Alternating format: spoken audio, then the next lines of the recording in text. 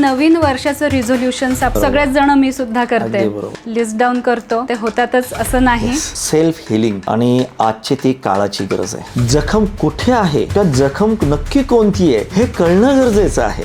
ज्यावेळी त्या ऑरामध्ये नकारात्मक ऊर्जा प्रवेश करते, ती नकारात्मक ऊर्जा निगेटिव्ह एनर्जी असेल, ती ही पॉझिटिव्ह एनर्जी आपल्याला मिळणार कशी? सेल्फ हिलिंगच्या कोणत्या पद्धती आहेत जे प्रत्येक व्यक्ती अगदी सहजपणे आपापल्या घरी काही जास्त खर्च न करता करू शकतो. खरं तर याच्या पुढेच खऱ्या अर्थाने हिलिंग चालू होतं. हे तर आपण फक्त फाउंडेशन तयार केलं, ते आहे एनर्जी लेवल्स. वॉटर इनटेक जास्त ठेवून होणार? चांगला डाएट काय हे माहीतच नाहीये लोकांना. स्वस्थ माणसाचं आधी स्वास्थ्याचं रक्षण करणं हे आयुर्वेदामध्ये सांगितलं. What is real breathing, what is ideal breathing. Self healing हा शब्द हा खरं तर असा खूप मोठा आहे. ते कसं करायचं, काय करायचं ह्याच्याबद्दल काही गोष्टीच माहिती नसतात. म्हणजे सगळ्या हिलिंगच्या प्रोसेसमध्ये आपण करतोय काय, तर आपल्या शरीराच्या आतलं ॲट द सेम टाइम शरीराच्या बाहेरचं पंचमहाभूतांचं संतुलन आपण प्रस्थापित करत आहोत. नवीन वर्ष, नवीन ऊर्जा. न्यू इयरसाठी आपल्यापैकी प्रत्येक जण काही ना काही रिझोल्युशन हे करत असतो आणि ह्या रिझोल्युशनची अशी मोठी लिस्ट असते. तर ह्यावर्षी मी विचार केला की दरवेळी आपण फक्त काही शारीरिक समस्या, आर्थिक समस्या ह्याच्यासाठी आपण रिझोल्युशन करतो. तर ह्याच्या थोडंसं पलीकडे जाऊन आपण काही विचार करू शकतो का, ह्यासाठी आज आपण एक स्पेशल गेस्ट बोलवले आहेत. आज आपल्याबरोबर आहेत डॉक्टर राजेश थोरवे, जे एनर्जी सायन्समध्ये एक्सपर्ट आहेत, रेकी ग्रँडमास्टर आहेत, वास्तुशास्त्र तज्ज्ञ आहेत आणि अंकशास्त्र तज्ज्ञसुद्धा आहेत. आणि ह्या सगळ्याची सांगड घालून नवीन वर्षासाठी ते आपल्याला काय मार्गदर्शन करतायत हे आपण आज बघूयात. वेलकम डॉक्टर राजेश थोरवे, तुमचं खूप खूप स्वागत ऊर्जा वेलनेस ह्या चॅनलमध्ये.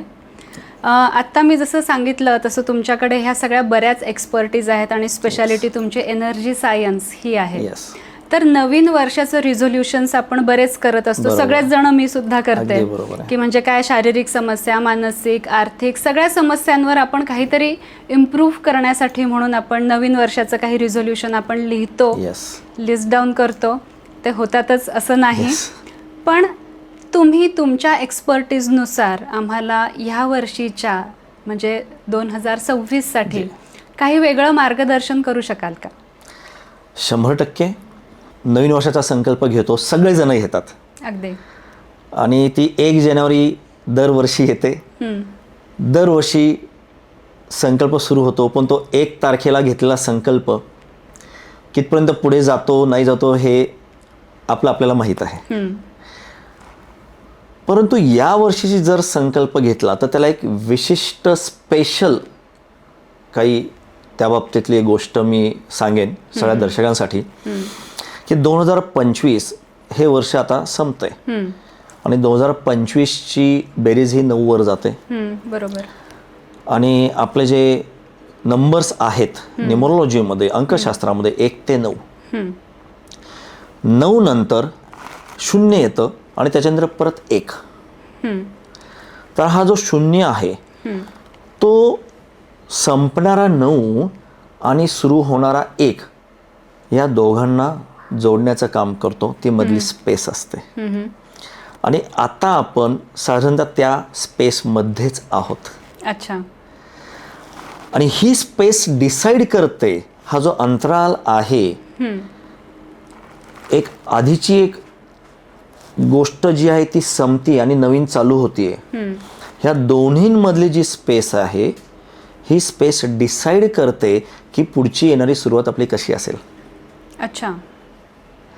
So this is a perfect time for us to decide our future, to plan or to create our future, which will start from 1st January 2026. पुन्हा 2026 ची बेरीज 1 वर येते, म्हणजे एक नवीन सुरुवात, न्यू बिगिनिंग.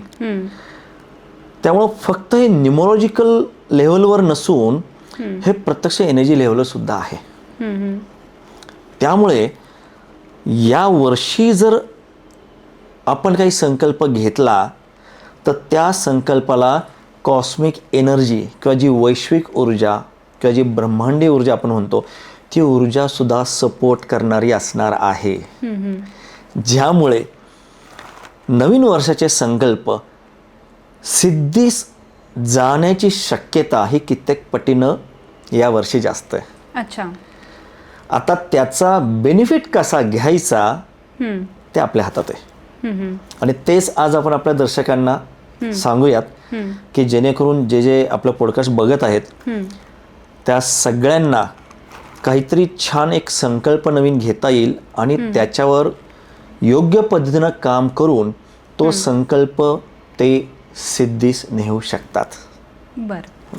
आता तुम्ही एनर्जी सायन्स एक्सपर्ट आहात. हां तर एनर्जी लेवलवर आपण काय पद्धतीने काम केलं पाहिजे हां की जेणेकरून आपल्याला चांगलं वाटेल किंवा आपण म्हणूयात की हे सेल्फ हिलिंग होईल याच्यासाठी आपण काय काम केलं पाहिजे?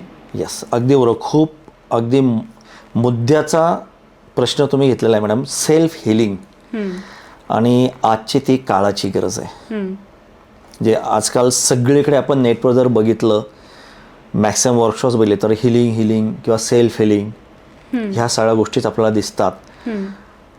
आणि जर त्याच्याशी संदर्भात जर आपण काही संकल्प केला आय थिंक त्याच्यासारखा सुंदर संकल्प दुसरा असणार नाही आणि त्याच्यासारखी सुंदर सुरुवात दुसरी असणार नाही.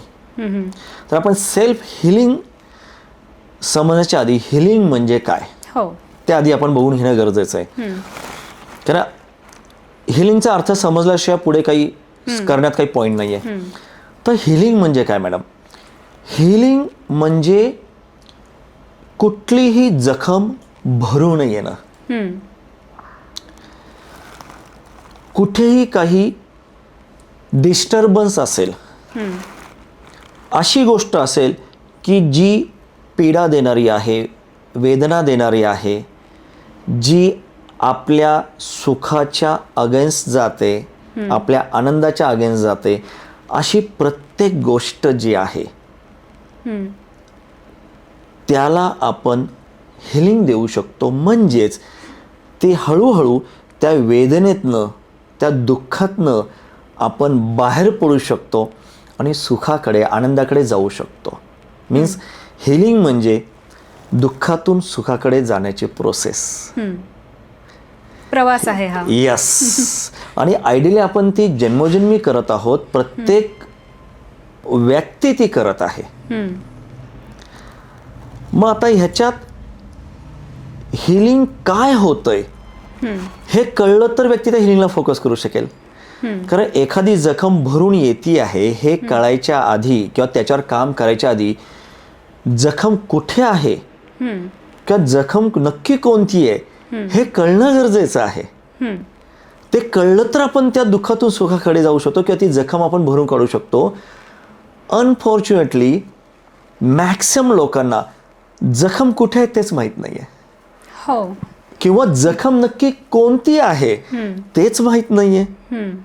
मग जखम माहीतच नसेल कुठे आहे, कोणती आहे, त्याचं स्वरूप काय आहे, ती माहीतच नसेल तर ती बरी होण्यासाठी माणूस काम करणार कसं आहे? आणि मग तो एक प्रकार होतो की जखम आहे एकीकडे आणि औषध चाललंय दुसरीकडे. म्हणजे आपण हाताला जखम आहे आणि औषध खांद्यावर लावतोय आणि ह्याच्यात आपली वर्षानुवर्षे चाललेली आहेत. मग ती जखम भरून येणार कशी? बरोबर. म्हणजे मग हे सेल्फ हिलिंग हे काम महत्वाचं आहे. यस, हे माहिती करून जास्त एक्झॅक्टली. मग सेल्फ हिलिंग म्हणजे स्वतःला आपण हील करत आहोत. मग स्वतःला हील करायचंय, मग त्याच्या आधी हील नक्की करण्यासाठी का करायचं आणि ते कुठे करायचं ते तर समजलं पाहिजे. तर ह्या ज्या जखमा आहेत किंवा ट्रॉमाज आहेत हे कोणकोणते आहेत? तर सेल्फ हिलिंग करताना हिलिंग आपण कशावर घ्यायची तर जखमांवर घ्यायची. मग जखमा कुठल्या कुठल्या आहेत किंवा कुठे कुठे आहेत हे आपण आधी जाणून घेऊयात. मग पहिल्या ज्या शारीरिक स्तरावरच्या जखमा आहेत त्या डोळ्यांनी दिसतात किंवा आपल्या मेडिकल रिपोर्टमध्ये येतात. त्याच्यावर डॉक्टर औषध देतात आणि औषध व्यवस्थित केलं, डॉक्टरने सांगितलेलं आपण फॉलो केलं की आपण बरं होतो. आपण त्याच्या पलीकडे जरा जाऊयात की ज्या जखमा डोळ्यांनी दिसत नाहीत किंवा शब्दात सांगू शकत नाही पण इथे वेदना मात्र असते. आज आपण त्याच्यावर दर्शकांना काय सांगूयात, कारण त्या जखमा ज्या इथे आहेत, ज्याच्याकडे सर्वात जास्त लक्ष देण्याची गरज आहे आणि एक्झॅक्टली त्याच्याकडे सर्वात जास्त दुर्लक्ष होत आहे. म्हणजे काही इमोशनल ट्रॉमाज त्याला म्हणू शकतो. इमोशनल ट्रॉमा आहेत, काही पेन आहेत, किंवा हे सगळे एनर्जी लेव्हलवर आहेत. म्हणजे मग पहिल्यांदा आपण असं करूयात की जखम होते कशी, याचं मूळ काय आहे, ह्या निर्माण कशा होतात ते आपल्याला जाणून घेणं खूप गरजेचं आहे. तर पहिले एक लक्षात घ्या की आपलं शरीर जे आहे हे अन्नमय कोश आहे. म्हणजे असे 5 वेगळे कोश असतात. 5 types of bodies we have. तर शरीर जे आपल्या डोळ्याने दिसतं ते अन्नमय कोश आहे. जे सामान्य शरीर आहे, जे आपल्या सगळ्यांना दिसतं, सगळ्यांना अनुभवता येतं, बोलता येतं, सांगता येतं, दाखवता येतं. असं पण शरीर जे आहे जे फक्त ऊर्जाच्या स्वरूपात आहे, ज्याला आपण ऑरा म्हणतो. मग तो ऑरा आपल्या शरीराच्या आतमध्ये पण आहे आणि शरीराच्या बाहेर पण आहे. ज्यावेळी त्या ऑरामध्ये नकारात्मक ऊर्जा प्रवेश करते आणि ती तिथे दीर्घ काळापर्यंत राहते, त्याच्यानंतर ती नकारात्मक ऊर्जा, जी काही निगेटिव्ह एनर्जी असेल, ती कुठल्याही रूपामध्ये आपल्या अन्नमय कोश म्हणजेच फिजिकल बॉडीमध्ये प्रवेश करते किंवा प्रकट होते, ज्याला आपण आजार म्हणतो. म्हणजे दिसायला जरी शारीरिक आजार दिसला, ज्याच्यासाठी आपण डॉक्टरांकडे वगैरे जातो, तरी सुद्धा त्या सगळ्या शारीरिक आजारपणांचं मूळ सुद्धा आपल्या ऊर्जा वलयामध्येच आहे. अच्छा, म्हणजे आजार हा आधी, किंवा तुम्ही म्हटलं एनर्जी म्हणलात तुम्ही, तर ती एनर्जी आधी ही ऑरामध्ये येते. एक्झॅक्टली. आणि मग नंतर ती आपल्याला अन्नमय कोश किंवा आपल्या शरीरामध्ये ती रिफ्लेक्ट होते किंवा ती दिसते. बरोबर. पण आता तुम्ही जो शब्द वापरला की निगेटिव्ह एनर्जी, येस, तर आता हे सगळीकडेच आजकाल हे शब्द आहेत सगळीकडे, negative energy, positive energy. Yes. पण आता म्हणजे काय, हा मोठा प्रश्न आहे. कारण मला माहिती आहे की मला एखादी गोष्ट आवडली किंवा ही एखादी गोष्ट चांगली आहे, ही एखादी गोष्ट चांगली नाहीये.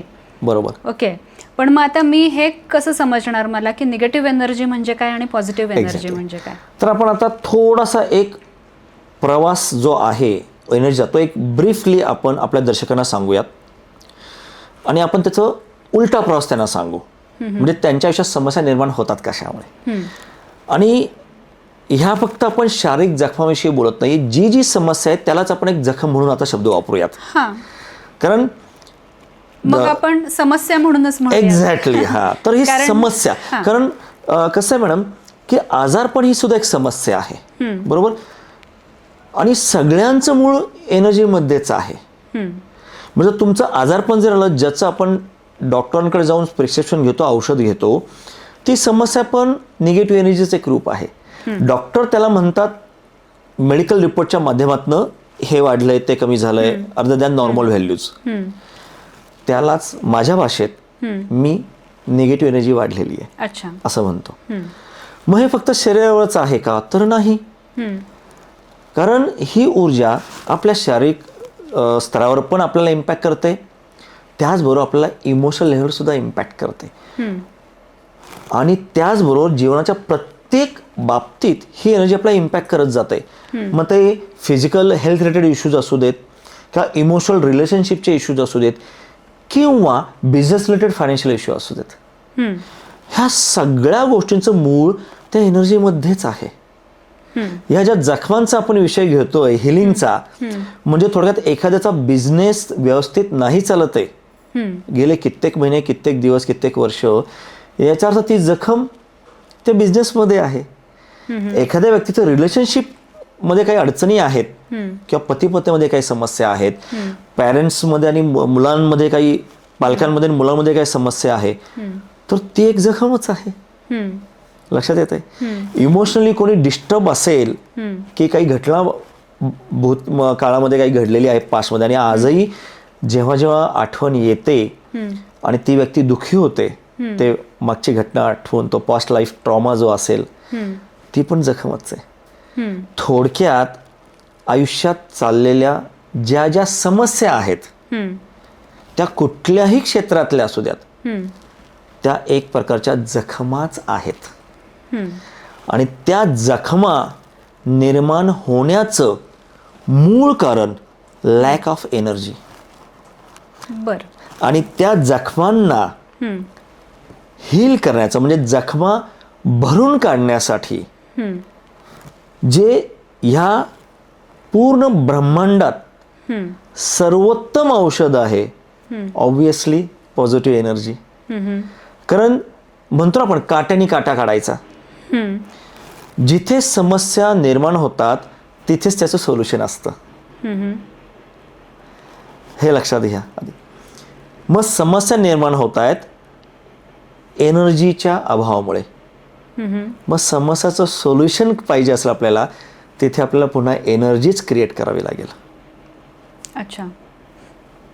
म्हणजे आता हेल्थ इश्यूज कुठलाही असेल, येस, ते म्हणजे तुम्ही म्हणतात की ती lack of energy, negative energy ही आहे. येस. आणि त्याच्यातून आपल्याला समजा बाहेर पडायचं आहे कुठल्याही हेल्थ इश्यूमधून, तर आपल्याला एनर्जी ही वाढवली पाहिजे किंवा पॉझिटिव्ह एनर्जी पाहिजे. अगदी बरोबर. मग आता ही पॉझिटिव्ह एनर्जी आपल्याला मिळणार कशी? अगदी महत्त्वाचा प्रश्न आहे.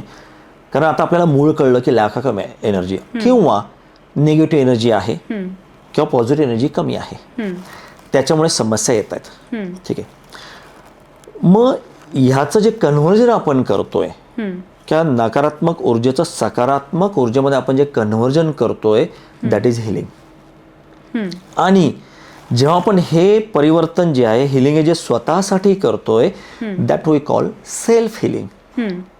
तर मग मॅडम आता आपण काय करूयात, सेल्फ हिलिंगच्या कोणत्या कोणत्या पद्धती आहेत जे प्रत्येक व्यक्ती अगदी सहजपणे आपापल्या घरी काही जास्त खर्च न करता करू शकतो, आणि ज्याच्यामध्ये कुठल्या पद्धतीची रिस्क सुद्धा नाही आहे. हां, हे पण महत्त्वाचं. हां, की काही प्रोसेस असतात ज्यात लोक असं कुठेतरी भीती वाटते, अरे साईड इफेक्ट झाला तर काय, किंवा काही चुकलं तर काय. तर आपण जे करतोय त्यात कुठल्या पद्धतीचा साईड इफेक्ट होण्याचा प्रश्नच येत नाही, कारण हे अतिशय बेसिक आहेत आणि त्या प्रकृतीच्या नियमांना धरून आहेत. ठीक आहे. तर सर्वात पहिली जी बेसिक टेक्निक आहे, जी मी सगळ्या क्लायंटला आवर्जून करायला सांगतो, ते म्हणजे सॉल्ट वॉटर बाथ. अच्छा. आता हे करायचं कसं, की सकाळी उठल्यानंतर एक अर्धी बादली कोमट पाणी घ्यायचं, लूक वॉर्म वॉटर. त्यामध्ये एक थोडंसं खडं मीठ टाकायचं किंवा संधवी मीठ टाकायचं. म्हणजे अर्धा बादली पाणी घेतली की त्याच्यात एक अर्धी मूठ, एक अंदाजे खडे नमक किंवा सेंधव नमक ते त्याच्यात टाकायचं. ते जरा विरघळू द्यायचं. पूर्ण ते विरघळून झालं की आंघोळीला बसताना त्याचे 4 ते 5 तांबे, अर्धी बादली म्हणजे जेवढं काय होईल तेवढं आपलं संपूर्ण अंगावर ते सॉल्ट वॉटर बाथ घ्यायचं. ते झाल्याच्या नंतर काही सेकंद शांत थांबायचं आहे, त्याच ठिकाणी बसून राहायचं किंवा उभं राहायचं. उभं राहिलं तर जास्त छान, कारण त्यात जास्त छान क्लिन्झिंग होतं. ओके. ठीक आहे. आणि असे काही सेकंद, 30 सेकंद ते 1 मिनिट झाले, किंवा काही लोकांना कम्फर्टेबल झालं तर ते थोडंसं 2 मिनिटंही थांबू शकतात, देअर चॉईस. त्यानंतर लगेच नॉर्मल पाणी घेऊन ते वॉशआउट करून टाकायचं. ओके. हे झालं सॉल्ट वॉटर बाथ हिलिंग. कारण मिठामध्ये नैसर्गिकरित्या एक प्रॉपर्टी असते जी नकारात्मक ऊर्जा शोषून घेते. जसं आपण लहानपणी आपल्या आजी आजोबा नजर उतरवून काढायचे, मीठ ओळू हे टाकायचं, बरोबर आहे. म्हणजे हे त्याच्यामागचं सायन्स जुन्या लोकांनाही माहीत होतं की मिठामध्ये, खडे मिठामध्ये ती शक्ती आहे की ते निगेटिव्ह एनर्जी ॲब्सॉर्ब करू शकतं. ते केल्यामुळं आपल्या शरीराच्या वर जो काय आपला ऑरा आहे त्याशी कनेक्टेड असलेल्या निगेटिव्ह एनर्जी ज्या असतील, नकारात्मक ऊर्जा असतील, ते त्याच्यामध्ये शोषल्या जातं. ठीक आहे. आणि नंतर चांगलं पाणी घेऊन मग मात्र प्रॉपर साबणावून वॉशआउट करायचं. म्हणजे मात्र शरीर स्वच्छ करणं आवश्यक आहे. काही लोक म्हणतात आम्ही डोकं घेतलं तर चालेल का, स्पेशली लेडीज. तर कसं की ॲक्च्युली ऑरा इथूनच असतो, त्यामुळे इथून घेतलेलं रेकमेंडेशन मी करेनच. पण तरी सुद्धा तुमच्या केसाची काळजी घेऊन जे तुम्हाला सहज शक्य आहे ते करा, किंवा थोडंसं इथे शिंपडा, मी म्हणेन अगदीच काही नाही तर, आणि मग व्यवस्थित पुन्हा स्वच्छ करा. ओके. आणि हे सुरुवातीला 8 दिवस डेली करणं अच्छा. योग्य सुरुवातीला. कारण कसं आहे, आजवर आपण कधी केलेलं नसेल समजा, बरेच काही निगेटिव्ह एनर्जी आपल्या ऑरामध्ये साठलेली असते. मग आठवडाभर केल्यानंतर कुठेतरी ते जरासं क्लिन्झिंग व्यवस्थित होतं आणि त्याच्यानंतर मग तुम्ही आठवड्यातनं एकदा केलं तर उत्तम. पण मग हे असं किती दिवस करायचंय का? ही आपली एक हॅबिट करणं गरजेचं आहे. बघा, शेवटी आपण आंघोळ करतो म्हणजे काय करतो, साबण लावतो, तर तिथं तुम्ही प्रश्न विचारला का मनात की सर आपण रोज आंघोळ करावी का? नाही विचार का? बिकॉज रोजच्या रोज आपण शरीर स्वच्छ करणं आपलं काम आहे. मग शरीर स्वच्छ करतो तर शरीराच्या बरोबर जो ऑरा आहे ज्याच्यामुळे समस्या निर्माण होतात, जो हे मूळ कारण आहे, मग त्या ऑराचं क्लिन्झिंग किती महत्वाचं असेल.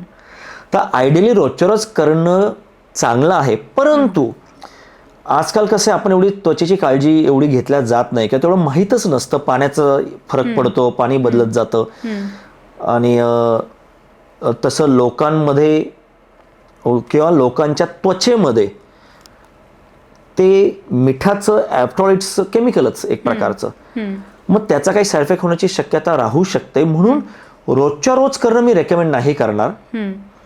टेक्निकली करायला पाहिजे, परंतु प्रत्येकाने आपलं ज्याचं ते बघून घ्यावं की बाबा स्किन टाईपनुसार त्याचं जरासं फ्रिक्वेन्सी तुम्ही ठेवावी.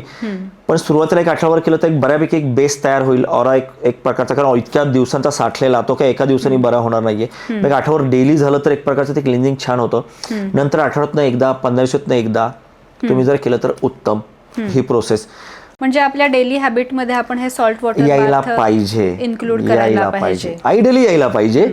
स्टील म्हणजे सेल्फ हिलिंगची एक सुरुवात आपण हे सॉल्ट वॉटर बाथने करू शकतो आणि जे अगदी सोपं आहे, प्रत्येक जण करू शकतो. येस, करू शकतो.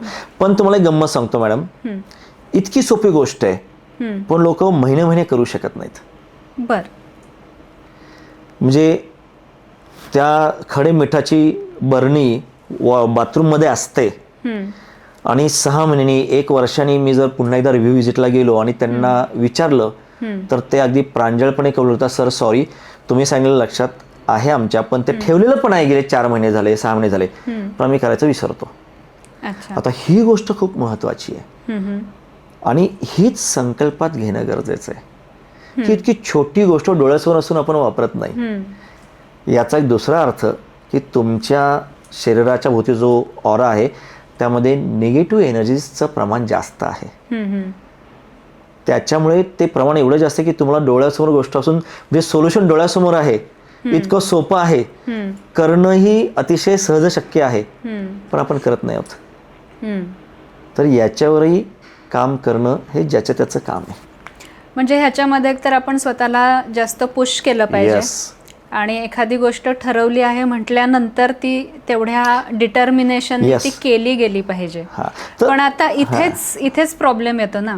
आपण न्यू इयर रिझोल्युशन घ्या किंवा आता आपण सेल्फ हिलिंग वर बोलतोय, पण आपण स्वतःकडे एवढं लक्ष देत नाही, आपण स्वतःला एवढा इम्पॉर्टन्स देत नाही. परफेक्ट. आणि मग इथे ही सगळी ही कन्सिस्टन्सी, डिटर्मिनेशन स्वतःबद्दलचं हे होतच नाही. अगदी बरोबर. मग ह्याच्यासाठी आपण काय करू शकतो? एक्झॅक्टली.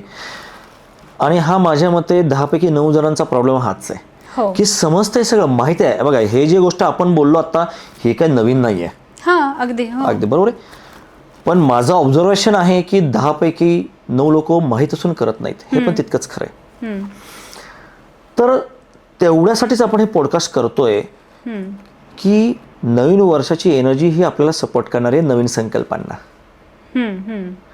म्हणजे जर मागची 8 वर्ष, हे 9 वर्ष धरूया, तर 8 वर्ष आपण जे संकल्प केलेले आहेत त्यांना पूर्ण करण्यास आपण कुठं कमी पडलो असू तर 2026ची एनर्जी आपल्याला पुश करेल.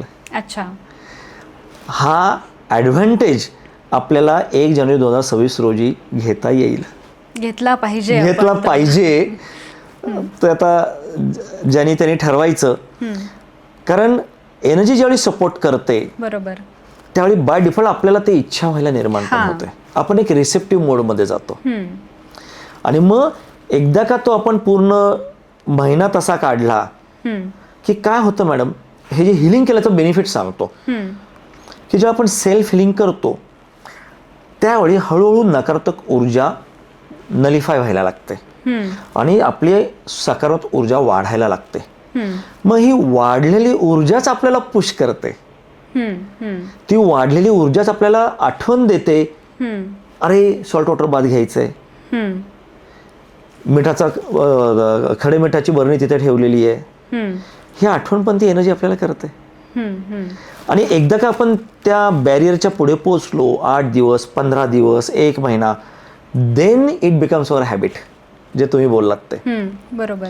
आणि माझ्या मते ह्या ज्या काही गोष्टी आहेत, ह्या हॅबिट जे म्हणतो, हे पूर्वीच्या काळी बेसिक प्रोटोकॉल्स होते बाय डिफॉल्ट. म्हणजे तो जसं आपण आंघोळ करताना आपण साबण लावतो किंवा केस धुताना शॅम्पू वापरतो, हे सहज आहे, त्यासाठी काही वेगळं सांगायची गरज नाही.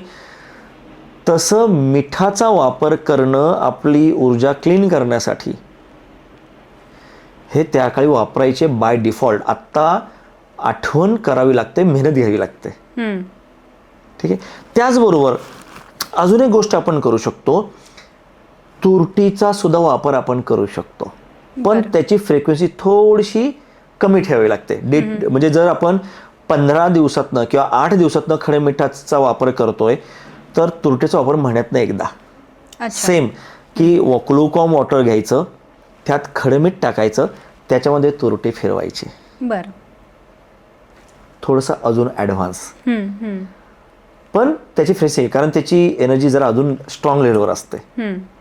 आणि ते पाणी घ्यायचं आणि लगेच वॉशआउट करायचं. ओके. झाली दुसरी पद्धत. आता ह्या पद्धतीला आपण अजून ॲडव्हान्स नेऊ शकतो. ठीक आहे. आता पहिलं जर तुम्ही 8 दिवसातनं रेग्युलर सॉल्ट वॉटर बाथ घेत आहात, तर 15 दिवसातनं त्याच्या डबल तुरटीचा वापर करा. त्याच्याही पुढचं अजून ॲडव्हान्स तुम्हाला सांगतो, ते पण घरच्या घरी आपण करू शकतो, जे महिन्यातनं एकदा आपण केलेलं उत्तम. महिन्यातनं एकदा. ओके. लुकवॉर्म वॉटर घ्यायचं आंघोळीच्या आधी किंवा केव्हाही, एकतर दिवसाची सुरुवात किंवा रात्री सुरुवात, झोपायच्या आधी किंवा सकाळी उठल्यावर, केव्हाही तुम्ही करू शकता. आपल्या घराच्या ईशान्येमध्ये, ईशान्य कोपऱ्यामध्ये आपण एक प्लॅस्टिकची खुर्ची, मेटलची नाही किंवा कुशनची नाही, प्लॅस्टिकची खुर्ची घ्यायची. शक्यतो उत्तर किंवा पूर्वेकडे आपलं तोंड असावं. ठीक आहे. आणि प्लॅस्टिकच्या बादलीत लुकवॉर्म वॉटर, त्याच्यामध्ये खडं मीठ, त्याच्यामध्ये तुरटी फिरवायची आणि त्याच्यामध्ये थोडीशी हळद, अगदी चिमूटभर टाकली तरी चालेल, चिमूटभर, जास्त नाही. आणि त्याच्यामध्ये आपले साधारणतः गुडघ्याच्या थोडंसं खाली पोटऱ्यापर्यंत पाय बुडतील असे पाय त्या बादलीमध्ये सोडायचे आणि साधारणतः 15 ते 20 मिनटं शांत बसून राहायचं. 15 ते 20 मिनटं. आणि अर्थात ते 15 ते 20 मिनटं झाल्याच्या नंतर मग पाय हे करायचे, बाहेर काढायचे, नॅपकिनी किंवा एक टॉवलनी पुसायचे, लगेच बाथरूममध्ये जायचं आणि स्वच्छ पाण्याने आंघोळ करायची किंवा salt water bath, same immediately. Okay. हे तीनही खूप छान उपाय तुम्ही सांगितलेत आणि सोपे उपाय आहेत की जे घरच्या घरी करता येतील. फक्त मी तुम्हाला हेच सांगेन सगळ्यांना की फक्त जे फ्रिक्वेन्सी सांगितले त्या फ्रिक्वेन्सीने करणं गरजेचं आहे. नाहीतर मग ती फ्रिक्वेन्सी चुकली की पुन्हा तुम्हालाच काहीतरी त्याचे इश्यूज हे येऊ शकतात. अगदी बरोबर आहे. आणि त्यात मी आवर्जून एका गोष्टीचा उल्लेख करेन की हा जो उपाय आहे, ज्या लोकांची स्किन सेन्सिटिव्ह आहे, स्किनचे काही इश्यूज असतील किंवा स्पेशली पायाला ज्यांच्या काही प्रॉब्लेम असेल, जखम काही असेल किंवा डायबेटिक पेशंट्स, अशांनी हे उपाय अवॉइड केलेले उत्तम. बरोबर. कारण एक प्रॉब्लेम सॉल्व्ह करण्यासाठी दुसरा निर्माण करणं ते काही योग्य नाही आहे. त्यामुळे त्याची मात्र काळजी ज्याची त्यांनी घेणं आवश्यक आहे. सेल्फ हिलिंगसाठी ही खूपच छान पद्धत तुम्ही सांगितली. अजून आपण याच्यामध्ये काय करू शकतो? येस. आता आपण फिजिकल लेव्हलवर एक प्रोसेस घेतली ज्यातनं आपला ऑरा आपण हील केला. ओके. आता अजून दुसरं ह्याच्या पुढचं हिलिंग आहे, ते म्हणजे आपल्या मनावरचं हिलिंग किंवा इमोशनल हिलिंग, जे आजच्या काळामध्ये खूप जास्त गरजेचं मला वाटतंय. ठीक आहे. की आपण जर बघितलं तर मॅक्सिमम लोक भूतकाळात घडलेल्या घटनांना अजूनही धरूनच आहेत. हां. आणि जेव्हा जेव्हा ते त्या सगळ्या गोष्टी आठवतात त्यांचा ऑरा कम्प्लिटली निगेटिव्ह एनर्जीला ॲब्सॉर्ब करतो. सगळे पास्ट ट्रॉमा ज्याला आणि आपण त्या म्हणतो. पास्ट ट्रॉमाचाच इफेक्ट आपल्या सगळ्यावर Yes. होत असतो, आपल्या हॉर्मोन्सवर. Perfect. एस्पेशली अगदी बरोबर. बायकांमध्ये Yes, yes, yes. Hormonal disturbance हा त्याच्यामुळे असतो. Yes. किंवा मध्येच आपण ज्याला मूड स्विंग्स म्हणतो, मूड स्विंग होतात. अगदी बरोबर बोललात. पिरियड्सवर सगळ्या त्याचे Yes. परिणाम होतात. परफेक्ट. प्रेग्नन्सी, मेनोपॉझल फेज सगळ्यावरच होतात. आणि इव्हन म्हणजे डायजेशन आहे, आपली Yes. स्ट्रेस लेवल वाढते. Yes. म्हणजे ह्या सगळ्याचाच हा परिणाम Exactly. ह्या पास्ट आपले जे काही इमोशनल Yes. ट्रॉमाज असतात. अगदी इमोशनल. इव्हन तुम्ही स्त्रियांसाठी सांगले सगळे अगदी परफेक्ट पॉईंट्स तुम्ही अगदी. बोललात. पण स्त्रियांबरोबर पुरुषांसाठी ते असते की त्यांना जर काही घटना घडलेली असेल, बिझनेसमध्ये लॉसेस असतील किंवा कुठेतरी काही रिलेशनशिप इश्यूज असतील, हे पुरुष आणि स्त्री दोघांनाही इमोशनल हिलिंगची प्रचंड गरज आहे मॅडम आजच्या आपण काळामध्ये. ह्याच्यामुळेच म्हणतो ना, म्हणजे आता आपण डायबिटीस म्हणतो किंवा बीपी म्हणतो, याला लाईफस्टाईल डिसऑर्डर म्हणतो. येस. आणि स्ट्रेस हे एक आपण त्याला Perfect. जोडून देतो की स्ट्रेसमुळे, म्हणजे Yes. स्ट्रेसचं कारण हे ह्या सगळ्या Exactly. आपल्या इमोशनल ट्रॉमाज. परफेक्ट. म्हणजेच आपण एक प्रवास जर बघितला ह्या सगळ्या गोष्टींचा, एक पाथ जर बघितला की कुठेतरी पास्ट लाईफमधलं काहीतरी आपल्याला आठवतं, ती जर दुःखद घटना आहे तर ऑब्व्हियसली त्यावेळच्या व्हायब्रेशन्स आपण आत्ता वर्तमानात ॲब्सॉर्ब करतो. घटना घडून गेली आहे पास्टमध्ये, बरोबर. परंतु त्यावेळची नकारात्मक ऊर्जा आपण आजही कॅरी करत आहोत. आणि ते हील करणं हे जास्त गरजेचं एक्झॅक्टली. आहे. आणि तीच नकारात्मक ऊर्जा जी आपल्या ऑराबरोबर आहे मॅडम, तीच आजच्या समस्येचं कारण बनलेली आहे. मग ज्या म्हणून समस्या आपल्याला आज आपण फेस करतोय सगळेजण, त्याचं मॅक्सिमम जे मूळ आहे त्या पास्ट लाईफ ट्रॉमामध्येच आहे. बरोबर. कारण ती घटना गेली घडून, पण एनर्जी आपण तशीच घेऊन आलोय. हो. म्हणजे कदाचित त्या घटनेतली बाकीची पात्र कुठे आहे ते आपल्याला माहितीही नसतील किंवा वेगळ्या ह्याच्यात असेल, कुठे असतील, वी डोंट नो, पण आपण मात्र ती ऊर्जा घेऊन आजवर जगत चाललेलो आहोत. आणि ती ऊर्जा आपल्या ऑरामध्ये साठत जाते आणि एक वेळ ती आपल्या शरीरामध्ये प्रकट होते आजारपणांच्या रूपातनं. बरोबर. आणि त्याच्यामुळे आपण जर त्या इमोशनल ऑराला जर हील केलं, त्या पास्ट लाईफ ट्रॉमापासून आपण कनेक्शनच जर तोडलं, तर तो सोर्सच नलिफाय होऊन जाईल. पण मग हे तोडणं शक्य आहे का? 100% शक्य आहे मॅडम. तर हे जे तुम्ही म्हणताय हे तोडण्यासाठी आपल्याकडे खूप छोटे काही उपाय आहेत, जे सुद्धा व्यक्ती घरच्या घरी करू शकते. त्यातला सर्वात सोपा उपाय म्हणजे जे काही पास्ट लाईफ ट्रॉमामध्ये आपल्या मनात साठलेलं आहे ते रिलीज करणं. कसं रिलीज करायचं? आता रिलीज करताना जर आपल्या जवळची हितचिंतक व्यक्ती असेल, आपण त्या व्यक्तीला बोलून मन मोकळं करू शकतो. पण हे बऱ्याच परंतु होत नाही. एक्झॅक्टली त्याचं कुठेतरी भविष्यात त्याचं अडचण होऊ शकते, कारण ती व्यक्ती हितचिंतक आहे का नाही आपल्याला माहीत नाही. बरं, ती आपल्याला योग्य मार्गदर्शन करेल हे आपल्याला माहीत नाही. त्यामुळे मी शक्यतो रेकमेंड करेल की ह्या प्रोसेसमध्ये तुम्ही इतर कोणाला इन्व्हॉल्व करूच नका. ज्यांनी त्यांनी आपापल्या लेव्हलवर करावं, एकांतात करावा हा उपाय. काय करायचं, ज्यावेळी 1-2 तास तुम्हाला अगदी प्रायव्हसी मिळेल, कुठे डिस्टर्बन्स होणार नाही, तुम्ही एक कागद पेन घेऊन बसा आणि त्या कागदावर ज्या गोष्टी तुम्हाला पेन देणाऱ्या आहेत, मग त्या भूतकाळातल्या असू द्या किंवा वर्तमानातल्या असू द्या किंवा मे बी भविष्यातल्याही असू द्या, काही प्रॉब्लेम नाही की अरे बा पुढं माझं कसं होईल, ती पण एक काळजी आहे ना, ती पण एक चिंता आहे, ती पण ऑरा डिस्टर्ब करते. तर ज्या गोष्टी तुम्हाला मनाला ओझं बनलेल्या आहेत, पेन देत आहेत, म्हणजे त्या आठवल्या की तुमच्या चेहऱ्यावर वेदना दिसते, मन कुठेतरी अपसेट होतं, अस्थिर होतं, ते सगळं त्या कागदावर एका लागोपाठ 1, 2 त्याच्या नंबरवर सगळं लिहून काढायचं. काही ठेवायचं ना बाकी, प्रत्येक वाक्य ते सगळं तुम्ही लाईनशी लिहून काढायचं. कागदावर ते लिहून झालं की तो कागद जाळून टाकायचा, with taking all safety precautions. जी तुम्ही घरी असाल, कुठे ज्या ठिकाणी स्थानी असाल, तिथे कुठेही अपघात होणार नाही याची काळजी घेऊन तो प्रॉपर जाळायचा एकटा असताना आणि पूर्णपणे त्याच्याशी आपण डिटॅच व्हायचं आणि त्याच्यानंतर 10 मिनटं शांत बसायचं. एकही गोष्ट त्याची आठवायची नाही जी आपण लिहिली आहे ती. ह्याला आपण हिरिंगही म्हणू शकतो. ॲट द सेम टाइम एक कॉर्ड कटिंगचाही हा एक प्रकार आहे की ज्याच्या माध्यमातनं आपण त्या पास्ट लाईफ ट्रॉमासपासून किंवा त्या इमोशनल पेनफुल मेमरीजपासून आपण स्वतःला डिटॅच करू शकतो. पण मग आता हे आपण एकदाच करून हे होतं का? आयडियल मॅडम, बरेचशी लोक 5-5, 10-10, 15 वर्ष, काही लोक मला अशी माहिती जी 20-20 वर्ष अडकलेली आहेत एकाच गोष्टीमध्ये. ऑब्व्हियसली ती एकदा करून होणार नाही. तर तुम्हाला ते रिपिटेटिव्हली करावं लागेल. तर ऑब्व्हियसली मे बी पहिल्यांदा जे जास्त काळपर्यंत अडकलेले आहेत त्यांना ही प्रोसेस दर आठवड्यातनं एकदा करावी लागेल. त्यातनंही 4-5 वेळा करोस्तोपर्यंत काही जाणवणार पण नाही कदाचित. त्यामुळे सुरुवातीला ती वन्स इन अ वीक करावी. रोज करणं मी रेकमेंड करत नाही, कारण त्याच्यामुळे आपण एनर्जी डिस्टर्ब होते. त्यामुळे आठवड्यातनं एकदा ही करावी आणि हळूहळू फ्रिक्वेन्सी वाढवावी. मग आधी महिनाभर आठवड्यातनं एकदा, मग असं 4-6 वेळा झालं की मग 15 दिवसातनं एकदा, नंतर महिन्यातनं एकदा, असं थोडं करत जावं.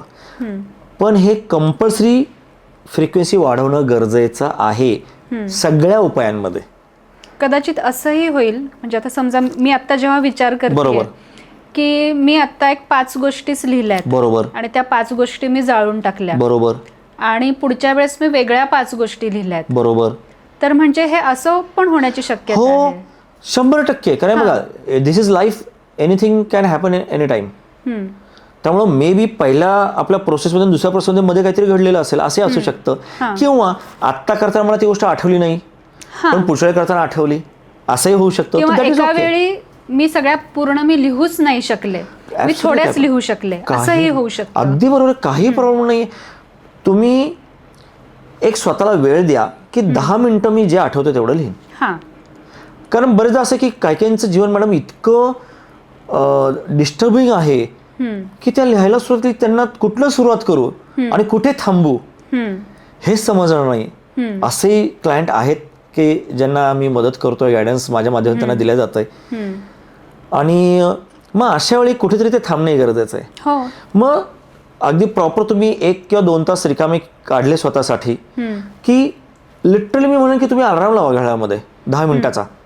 सुरुवात करा, पहिली गोष्ट लिहिलं की चालू करा आणि 10 मिनिटं जेवढं आठवतं तेवढं लिहा. आणि प्रत्येक घटनेचं 1 किंवा 2 वाक्य जास्त लिहायची नाहीत. कारण एनर्जीला सगळंच माहिती आहे. जी एनर्जी आहे युनिव्हर्सिटी तिला सगळंच माहिती आहे. आपण फक्त एक त्याचं एक रिप्रेझेंट करतोय की एक प्रकटीकरण करतोय की ते 1 किंवा 2 वाक्य लिहिले की त्याच्याबरोबर आलेल्या सगळ्या घटना त्या बाय डिफॉल्ट त्याच्यामध्ये आल्या. मग आपण परत अख्खा तो स्टोरी रायटिंग करायची नाहीये तिथे. मग त्या 10 मिनिटात जेवढा अलार्म लावला त्यात फक्त 1, 2, 3 झालं, अलार्म वाजलं की थांबायचं, जे असेल त्याचं इट्स ओके. तेवढ्या जाळून टाकू, तेवढ्या डिटॅच होऊ, तेवढ्या जाळून टाकू किंवा तेवढ्याच गोष्टीची डिटॅच होऊ ह्या प्रोसेसमध्ये. जे काय आठवेल ते नेक्स्ट टाइम नंतर परत लिहू. आणि हळूहळू जसं तुम्ही याची प्रॅक्टिस करताल, ह्या सगळ्या स्पिरिच्युअल प्रोसेस जसं तुम्ही प्रॅक्टिस रेग्युलरली करत जाताल तशी तशी एनर्जी वाढत जाईल आणि ती एनर्जी तुम्हाला आपोआप मार्गदर्शन करेल. हे पण मी तुम्हाला सांगतोय की आपोआप तुम्हाला ते सुचेल, आपोआप तुम्हाला ते लक्षात येईल, आपोआप तुम्ही ती प्रोसेस एक्झिक्यूट करताल. एक्झॅक्टली, ती एनर्जी एक्झिक्यूट करून घेईल. पण हे करण्याकरता तुम्ही एनर्जी कनेक्शन तर एस्टॅब्लिश केलं पाहिजे आणि त्याच्यासाठीच आपण या सगळ्या गोष्टी करतोय. म्हणजे आता तुम्ही जे सांगितलंय म्हणजे हे स्टेप बाय स्टेप समजा गेलं की सुरुवातीचे जे सॉल्ट वॉटरचं सांगितलं म्हणजे ते खूप सोपं आहे, करण्यासारखं आहे. आपण जरी विसरलो तरी आपल्याला जेव्हा लक्षात येईल तेव्हा आपण ते मोबाईलमध्ये रिमाइंडर लावा. त्यावेळेचं आंघोळीची वेळ आपली साधारणतः फिक्स असते. किंवा असं करा की जिथे तुम्ही आंघोळीचं जग जिथे ठेवता तिथे शेजारी ती बरणी ठेवा ज्याच्यात मीठ आहे. समथिंग एक लक्षात घ्या, काहीतरी आपल्याला स्वतःवर काम करायचं आहे. सेल्फ हिलिंग म्हणजे वर्किंग ऑन सेल्फ, ते स्वतःलाच करावं लागेल. नक्कीच तेच म्हणलं, म्हणजे ह्या करण्यासारख्या गोष्टी आहेत आणि ह्या होतील. आणि आता तुम्ही जी दुसरी ही जी सांगितली की ते लिहायचं आहे, बरोबर, ही पण म्हणजे आता मी जेव्हा माझा विचार करते Yes. की अरे हा म्हणजे ही गोष्ट डेफिनेटली डिटॅचमेंटसाठी मला अगदी बरोबर. हेल्पफुल राहणार आहे. अगदी बरोबर. Yes. आता ह्याच्यानंतर अजून आपण काही करू शकतो का? म्हणजे आता हे तुम्ही Yes. सांगताच आहेत आणि हे डेफिनेटली इफेक्टिव्ह आहे, पण तरी माझी क्युरिओसिटी Yes. अजून वाढली की हा आपण अजून काय करू शकतो? येस, खरं तर याच्या पुढेच खऱ्या अर्थाने हिलिंग चालू होतं. हे तर आपण फक्त फाउंडेशन तयार केलं, कुठेतरी फिजिकल लेवलवर, थोडंसं इमोशनल लेवलवर. आता याच्या पुढे जे हिलिंग जे मी तुम्हाला सांगणार आहे की आपल्या दर्शकांना आपण सांगणार आहोत ते आहे एनर्जी लेवलचं हिलिंग, आणि ते आपलं मेन हिलिंग आहे. की आता ह्या गोष्टी तुम्हाला कुठेतरी सुरुवात करायला मदत करतील, थोडंसं पुश करायला मदत करतील. बरोबर. हे केल्याच्या नंतर तुम्ही एनर्जी लेवलचं हिलिंग करण्याच्या स्तरावर सक्षम होताल. आता पुढची गोष्ट आहे की याच्यामध्ये जर आपण बघितलं की आपण पहिल्यांदा आपण बाहेरनं खडं मीठ घेतलं, मग त्या पाण्याचा वापर केला, पाणी अंगावर घेतलं किंवा पाण्यात पाय सोडले, किंवा दुसऱ्याच्यात आपण कागदावर लिहिलं आणि मग ते आपण जाळून टाकलं, टेकिंग ऑल सेफ्टी प्रिकॉशन्स, आपण ते केलं. हे तर आपण एक्स्टर्नल गोष्टींचा आधार घेतला आहे. बरोबर आहे. कारण ज्यावेळी व्यक्ती स्वतः कुठेतरी कमजोर असेल, वीक असेल, पण करायची मात्र इच्छा आहे, करायची गरज आहे, पण होत नाहीये, की आता आपण बाह्य गोष्टींचा आधार घेऊन सेल्फ हिलिंग केलं, फिजिकल लेवलवर, इमोशनल लेवलवर. आता आपण एनर्जी लेवलवरचं हिलिंगचं बघूयात की कशा पद्धतीने आपल्याला ते हिलिंग करता येईल, जे ह्याच्यापेक्षा जास्त इफेक्टिव्ह आहे आणि जास्त गरजेचं आहे. तर पहिलं, again we can use water. आपल्या शरीराच्या आतमध्येही ऑरा आहे आणि बाहेरही ऑरा आहे. आता आपण पहिल्या प्रोसेसमध्ये आपण बाह्य ऑराचं हिलिंग केलं, बरोबर आहे. आता त्याच पद्धतीनं आतल्या ऑराचं हिलिंग करणं गरजेचं आहे, बरोबर. मग ते कसं करायचं, तर आपण मॅक्सिमम पाणी पित राहणं गरजेचं आहे. बरं. एक ठराविक वेळेनंतर 2 तासानंतर एक ग्लास पाणी, किंवा जेवणाच्या आधी 1 तास, जेवणाच्या नंतर 1 तास, जे आयुर्वेदामध्ये सांगितलेलं आहे. तर ते वॉटर इनटेक हा अतिशय गरजेचा आहे. वॉटर इनटेक जास्त ठेवून होणार काय? सांगतो एक्झॅक्टली. पाण्याचा हिलिंगसाठी कसा वापर होतो आणि का होतो ते आपण आधी बघून घेऊयात. आपल्या शरीरात 70% पेक्षा जास्त पाणीच आहे, पण ते प्युअर फॉर्ममध्ये नाही आहे. पाणी सकारात्मक ऊर्जासुद्धा ॲब्सॉर्ब करतं, नकारात्मक ऊर्जासुद्धा ॲब्सॉर्ब करतं. ती पाण्याची प्रॉपर्टी आहे, बरोबर. तर ज्यावेळी आपण पाणी पितो, आता ते पाणी पितानाही एकदम गटागट पिणं अपेक्षित अजिबात नाही आहे. तर पाणी कसं पिलं पाहिजे, सिप बाय सिप. जसं तुम्ही प्राण्यांना बघा, कुठलाही प्राणी घ्या, पक्षी घ्या, ते कसं पितात, की ते सिप बाय सिप पितात, because that is the natural or that is the right way to intake of water. तर ते सिप बाय सिप पिलं की ते पाणी स्लोली आपल्या शरीरात स्लोली ट्रॅव्हल करतं. आयडियली एक लक्षात घ्या, तुम्ही पहिला घोट, दुसरा घोट, तिसरा घोट खूप फास्ट घेतला, तर पहिला घोट ज्यावेळी आतमध्ये शरीरात जाईल तो हिलिंग करायला सुरुवात करेल, परंतु तो हिलिंग करूपर्यंत दुसरा घोट गेलेला असेल, तो हिलिंग करूपर्यंत तिसरा घोट गेलेला असेल. त्यामुळे फास्ट जर पाणी पिलं, ऑब्व्हियसली आपण एकदा का गिळलं की इथून पुढे काही स्पीड आपल्या कंट्रोलमध्ये नाही आहे आयडियली, बरोबर. पण पहिला सिप ज्यावेळी जाईल आतमध्ये, तो गेल्याच्या नंतर पुढचे काही सेकंद तिथे हिलिंग होत राहणार आहे. तिथली निगेटिव्ह एनर्जी असेल ती ॲब्सॉर्ब केल्या जाईल, तिथलं कुठेतरी क्लिन्झिंग होणार आहे. मग त्या पहिल्या घोटाबरोबर गेलेल्या पाण्याला थोडा तरी वेळ देणं गरजेचं आहे, आलं लक्षात. मग तिथं थोडं हिलिंग झालं की मग दुसरा घोट, मग तो खाली जाईल. मग ते जे केले ते जाता जाता तो जो पाण्याचा घोट आहे तो पूर्ण आपल्या विशुद्धी चक्रापासून ते डायरेक्ट खालपर्यंत, म्हणजे आपल्या स्वाधिष्ठान चक्रापर्यंत तो हिलिंग देत जाईल. मग काही थोड्या सेकंदांनी तिसरा घोट. That's why sip by sip water पिणं गरजेचं आहे, ठीक आहे. आणि त्याच्यामुळे आपलं इंटरनल हिलिंग होतं. म्हणजे आपण पाण्याच्या माध्यमातलं आपल्या शरीराच्या आतील ऊर्जेचं हिलिंग अशा पद्धतीनं करू शकतो. म्हणजे जेवणानंतर पाणी जे पितो तेही आपण काय सांगितलं आयुर्वेदामध्ये, 1 तासाभराने प्यावं, ठीक आहे. कारण तोपर्यंत 1 तासभर ती पचनक्रिया चालू राहील आणि त्याच्यानंतर जे पाणी पिलं जाईल तर ते पिलेलं पाणी हिलिंग करेलच, त्याची स्वच्छता पण करेल. आणि बरेचदा आजकाल डाएट काय एवढा चांगला कोणी लोक घेत नाहीत. चांगला डाएट काय हे माहीतच नाही आहे लोकांना. मग त्यामुळे ज्यावेळी आपण काही अयोग्य पदार्थ आपण कन्झ्युम करतो, जंक फूड्स खातो, बाहेरचं खातो, ऑब्व्हियसली त्याच्यावरती नकारात्मक ऊर्जा पण ती पोटात जाते. मग त्याच्यामुळं आपण पाणी पिल्याच्यानंतर तिथेही ती क्लिन्झिंग गरजेची असते किंवा हिलिंग गरजेची असते, जी पाण्याच्या मार्फत आपल्याला मिळू शकते. लक्षात आला विषय. सो पाण्याचा वापर करून आपण सिप बाय सिप पाणी पित राहिलो एक स्पेसिफिक इंटरवल नंतर, तर ते पाणी आपल्या शरीरातील आतील ऊर्जेचं हिलिंग करतं. म्हणजेच शरीराच्या आतील नकारात्मक ऊर्जा वॉशआउट करते आणि सकारात्मक ऊर्जा वाढवते. अच्छा, सिंपल. आता बघा पाण्याचा हा असा उपयोग असतो. म्हणजे आपण बऱ्याचशा गोष्टी आपल्या रुटीनमध्ये करत असतो, पण त्याचं काय महत्त्व आहे हेच आपल्याला माहिती नसतं. अगदी. आणि हे जेव्हा आता समजेल तेव्हा आपण ते माइंडफुली लक्ष देऊन आपण ते पाणी पिऊ. आणि जेव्हा आता तुम्ही हे सांगितलंय की ती निगेटिव्ह एनर्जी ही निघून जाणार आहे, वॉशआउट होणार आहे, बरोबर, हे आता डोक्यात जेव्हा राहील तेव्हा ते डेफिनेटली ते काम हे अजून जास्त अपेक्षा करूयात. आता तरी लोकांना ह्या गोष्टींचं महत्त्व कळेल.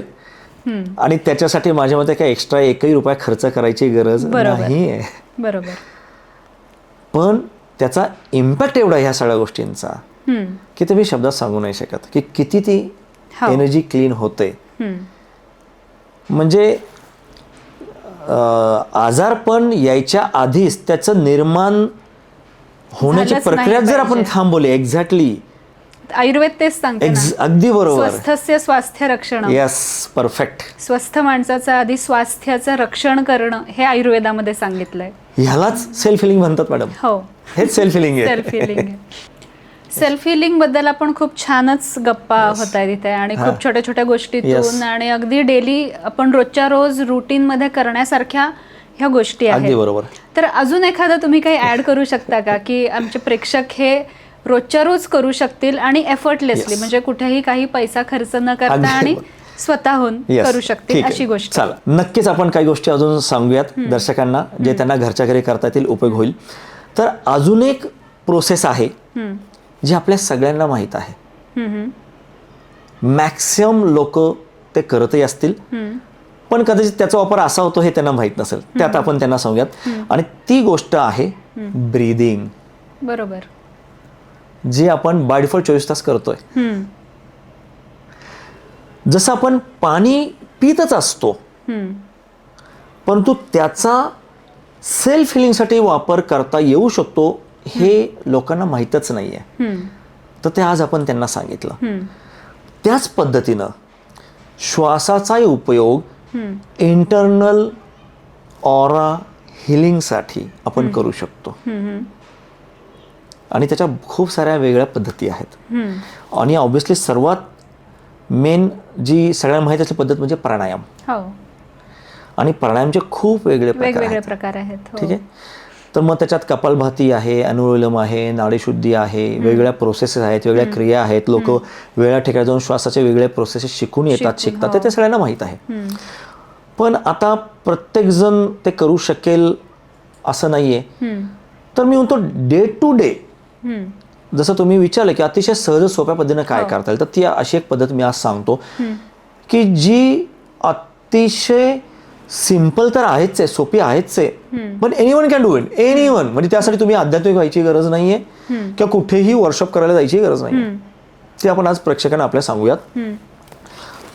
आणि जी माझ्या क्लायंटलाही माझ्या सेशनमध्ये मी आवर्जून सांगतो की हे तुम्ही करत जावा. ती पद्धत अशी की दिवसातनं 4 वेळा फक्त तुम्ही 10 मिनिटं वेळ काढायचा. सकाळी उठल्यावर, साधारणतः दुपारी, एक संध्याकाळची वेळ आणि झोपायच्या आधीची वेळ. दोन्ही वेळ तुमचं तुम्ही डिसाईड करा केव्हा करायचं. त्यावेळी शक्यतो पोट जरा रिकामं असलेलं उत्तम.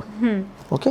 तर मग आता तुम्हाला काय करायचंय त्यासाठी, तर दिवसातनं 4 वेळा 10-10 मिनटं वेळ काढायचा आहे.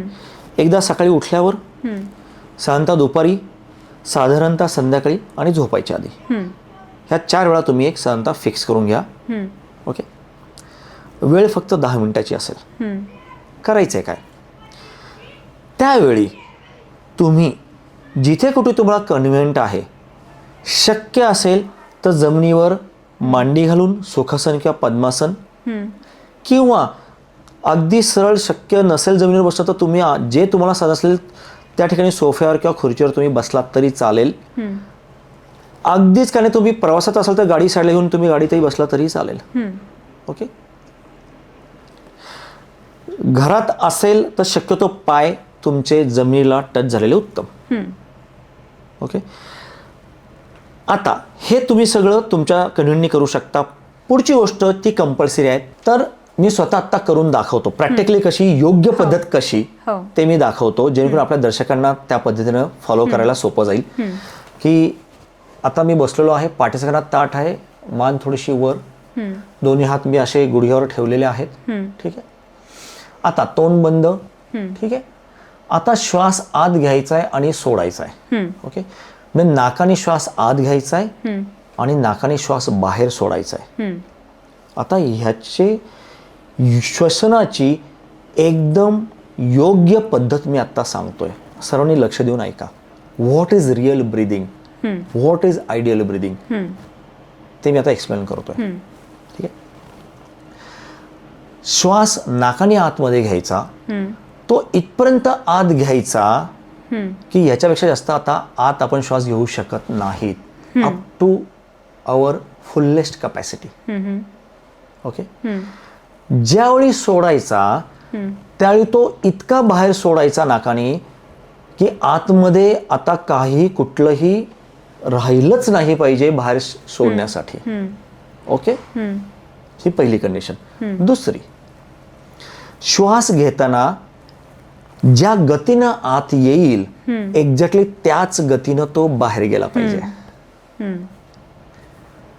पुढची महत्वाची गोष्ट, तो इतक्या सायलेंटली आत बाहेर झाला पाहिजे की आपल्याला स्वतःलाही त्याचा आवाज येता कामा नये. अच्छा. लक्षात. म्हणजे कंडिशन्स काय काय आहेत ह्याच्या. पहिली गोष्ट, पाठीचा कणा ताठ, मान थोडीशी वर, हात आकाशाकडे ओपन, डोळे बंद, तोंड बंद, नाकाने श्वास आत घ्यायचा, तो इतका आत घ्यायचा की आपली पूर्ण कॅपॅसिटी संपली पाहिजे, आता याच्याशी जास्त श्वास आत घेऊ शकत नाही. आणि नंतर तो बाहेर सोडायचा, इतका बाहेर सोडायचा की आतमध्ये आता काही राहताच कामा नाही. ज्या गतीने श्वास आत जाईल त्याच गतीने श्वास बाहेर येईल आणि तो इतका सायलेंटली की स्वतःलाही आवाज येता कामा नये. आलं लक्षात. तर this is the right way of breathing. आणि हे ब्रीदिंग तुम्ही फक्त 10 मिनिटं करायचं आहे मिनिमम. तुम्ही या सगळ्या कंडिशन्स आता सांगितल्या की कशा पद्धतीने घ्यायचा आहे, फक्त तो किती वेळात घेतला गेला पाहिजे हे तुम्ही एक प्रॅक्टिकली सांगाल. येस, अगदी बरोबर. तर ते थोडंसं आता आपण दर्शकांना सांगूयात की तो स्पीड साधारणतः कसा असला पाहिजे, किती असला पाहिजे. तर आता मी काय करतो मॅडम की मी हात वर घेत जातो, त्यावेळी मी श्वास आत घेतोय आणि मी श्वास सोडत जाईल त्यावेळी मी हात खाली घेईन, जेणेकरून प्रेक्षकांना कळेल की इनहेल आणि एक्झेल कशा स्पीडने होतंय. अर्थात हे ज्याच्या त्याच्या कॅपॅसिटीनुसार प्रॅक्टिसनुसार कमी जास्त होणार आहे. आणि हे करताना मी सगळ्या प्रेक्षकांना हे आवर्जून सांगू इच्छितो की तुम्ही हे स्वतःच्या कॅपॅसिटीनुसार तुमच्या तब्येतीनुसार करा आणि हळूहळू प्रॅक्टिस वाढवा. ठीक आहे. कारण मी जे करतो आता माझी रेग्युलर प्रॅक्टिस असल्यामुळे माझे श्वास जरा जास्त लांब किंवा डीप असू शकतात. ज्याची प्रॅक्टिस आहे तो अक्षरशः अगदी पटकन काही सेकंदात इनहेल एक्झेल करू शकेल. आणि सवय नसेल तर कुठे काही त्याला त्रास व्हायला नको. त्यामुळे प्रत्येकाने आपापल्या पद्धतीनं काळजी घेऊन करा. आपला श्वास किती आपण करू शकतो आत बाहेर त्या पद्धतीनं ज्यांनी त्यांनी स्वतःच्या जबाबदारीवर ही प्रोसेस करावी. ओके. तर मी आता दाखवतो. तर ज्या स्पीडने हात वर जातोय म्हणजे मी श्वास आत घेतोय, हात खाली घेतोय म्हणजे श्वास बाहेर सोडतोय.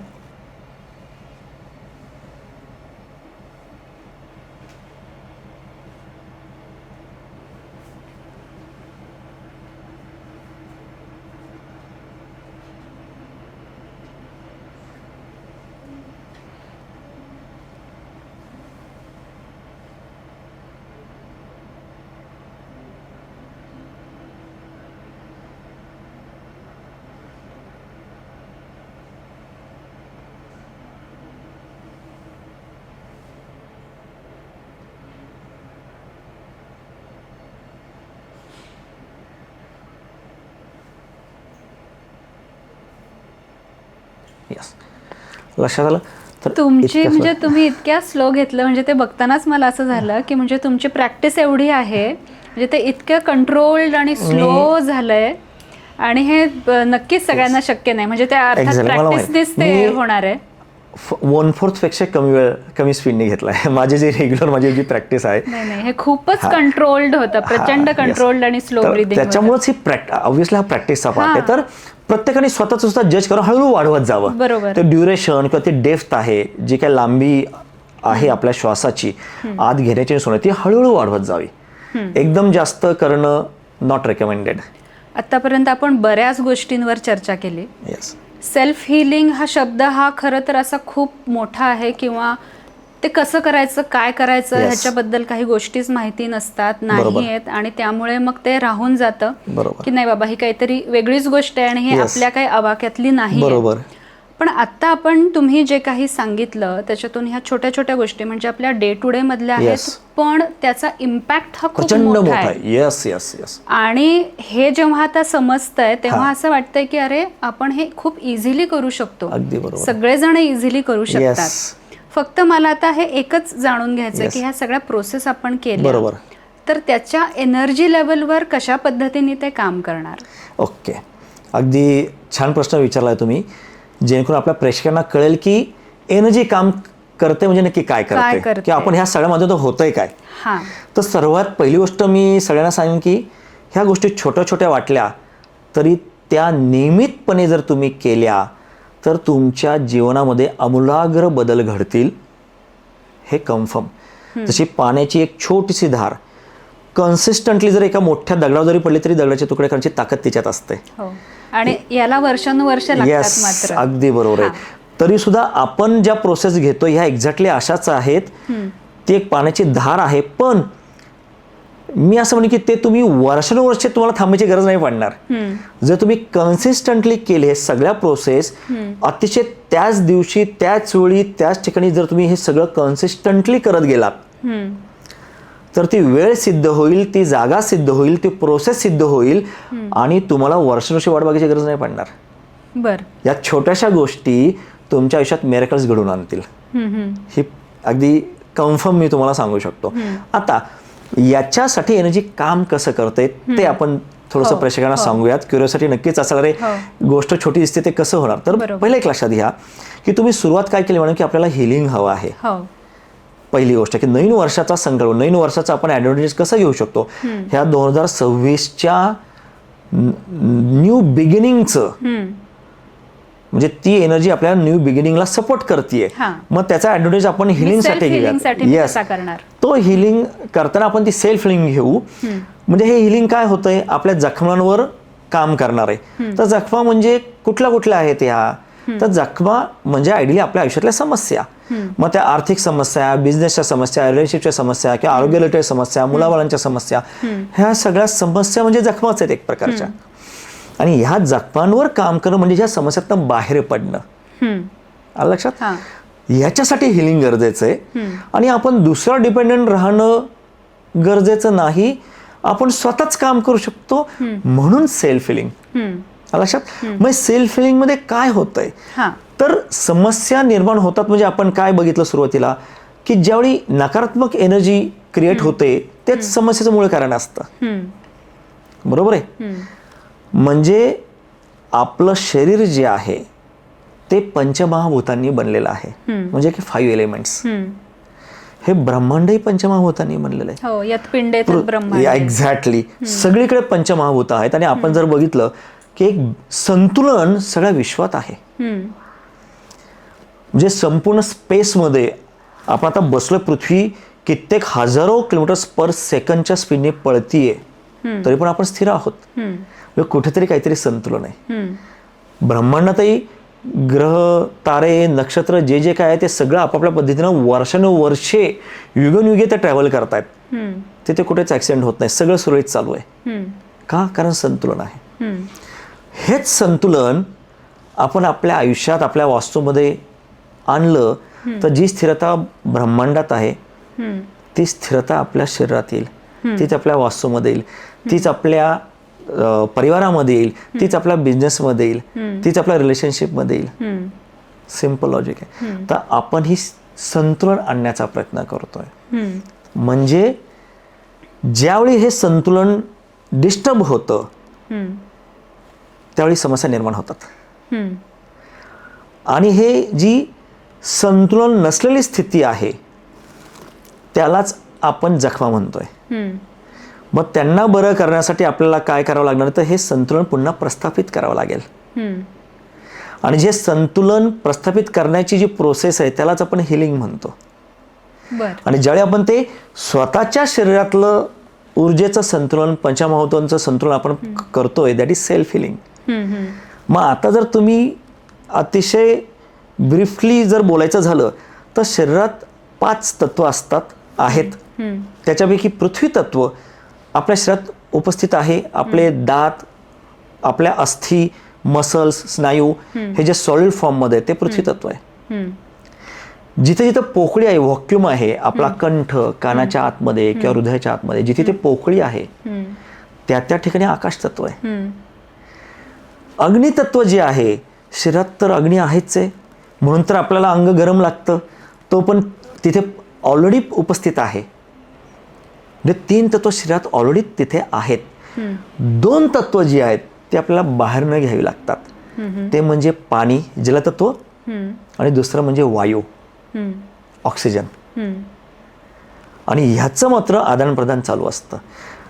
मग आपण ह्या सगळ्या हिलिंगच्या प्रोसेस जर बघितल्या, सगळीकडे तुम्हाला एकतर पाणी तरी दिसेल किंवा अग्नी तरी दिसेल किंवा वायूसुद्धा दिसेल, आणि आपण जमिनीवर बसतो म्हणजे पृथ्वी तत्व तिथे आहेच आहे.